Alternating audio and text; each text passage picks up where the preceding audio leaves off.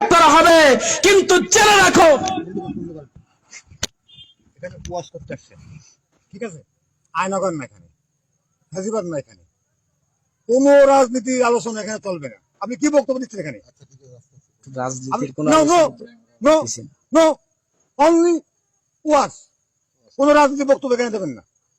সেটা কিসের রাজনীতি? না, তবে আয়নাগরের কথা কেন বললেন?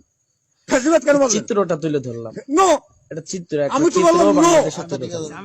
নো, এভাবে তো বলা আমার সিস্টেম না, এখানে আলেমরা আছে।